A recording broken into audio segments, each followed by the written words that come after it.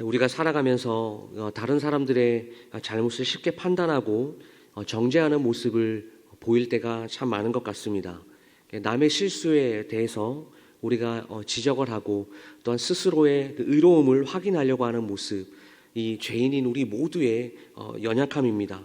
하지만 오늘 본문의 말씀을 보시면 그런 연약한 우리들에게도 오늘 도전과 함께 놀라운 은혜의 메시지를 전해주는 부분들을 볼 수 있습니다.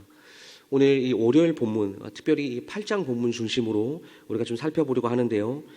간음 중에 잡힌 한 여인을 통해서 이 정죄와 용서 그리고 회복의 의미를 함께 깊이 묵상해 보길 원합니다. 오늘 바리새인들과 율법학자들, 이 정죄의 돌을 들고 예수님 앞에 여인을 끌고 나왔지만 예수님께서는 이 상황 속에서 그 율법을 뛰어넘는 은혜와 사랑 그리고 이 진정한 이 회복의 길이 어떤 것인지를 보여주고 있습니다.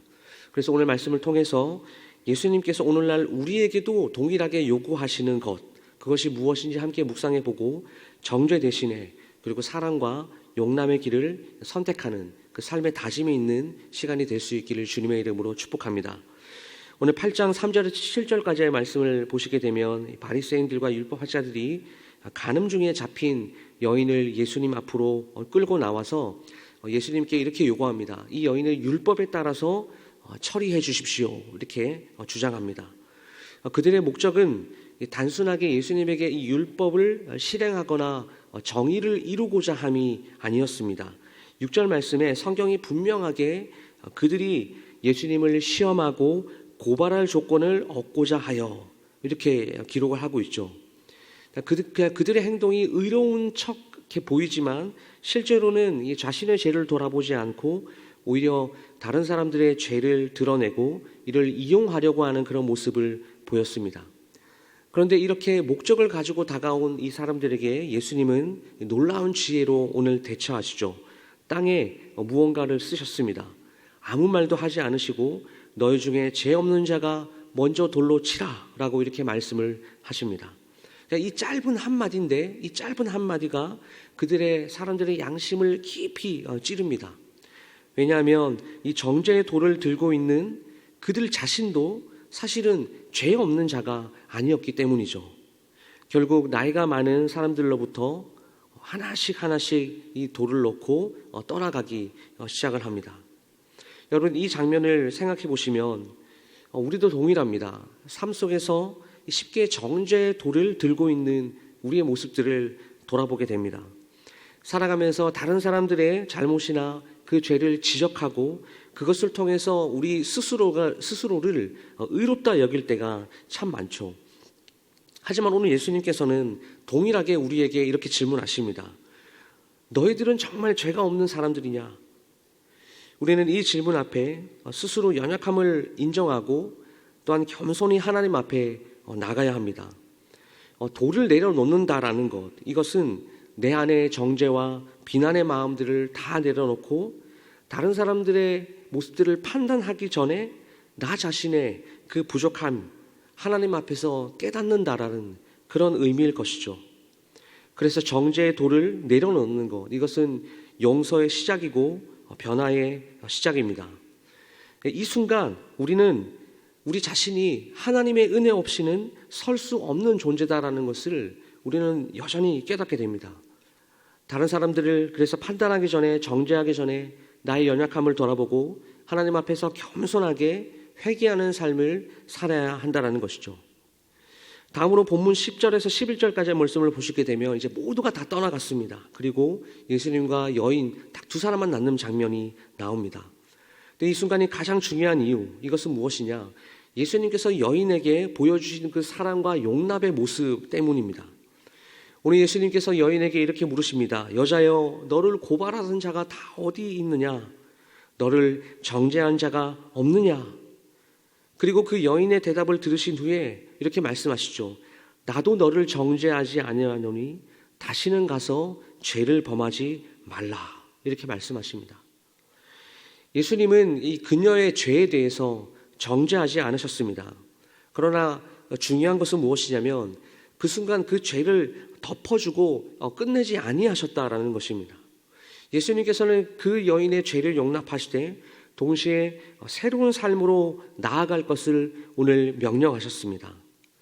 여러분, 사랑은 그저 그 상대방의 잘못을 덮고 지나가는 것이 아닙니다. 사랑이라는 것은 그 상대방에게 그 잘못된 것을 회복할 기회를 주고 다시 새로운 삶으로 변화할 수 있도록 돕는 것, 그것이 바로 진정한 사랑일 것이죠. 오늘 바리새인들과 율법학자들이 보여준 이 정죄의 태도와 그리고 예수님께서 보여주시는 이 사랑과 용납의 태도는 아주 극명하게 대조됩니다. 여러분, 정죄는 상대방을 무너뜨리기 위한 목적이 있습니다. 그리고 결국에는 절망에 빠뜨리죠. 그러나 사랑, 용납, 용서는 어떻습니까? 단순하게 이 사람을 정죄로 판단하는 것으로 만드는 것이 아니라, 그 절망의 상태로 빠뜨리는 것이 아니라 그 사람에게 회복과 소망의 기회를 줍니다. 사랑으로 품는다라는 것은 상대방의 죄를 가볍게 여긴다라는 그런 의미가 아닙니다. 오히려 그 죄로부터 벗어나도록 돕는 것이고, 그리고 하나님께서 주시는 회복의 길을 열어주는 것이 바로 사랑, 용납인 것이죠. 우리의 삶 속에서도 이러한 사랑과 용납이 필요한 순간이 참 많은 것 같습니다. 이제 명절이 시작이 되었죠. 가족들이 다 한자리에 모이게 될 것인데, 이렇게 가족이나 또한 친구, 동료의 실수나 우리가 잘못을 보게 될 때에, 특별히 이 명절 때에 이 가족들의 실수와 가족들의 어떤 잘못된 것을 보았을 때 우리는 예수님의 마음으로 예수님의 이 모습들을 우리가 본받아야 합니다. 여러분, 정죄는 누구나 쉽게 할 수 있습니다. 판단은 누구나 쉽게 할 수 있습니다.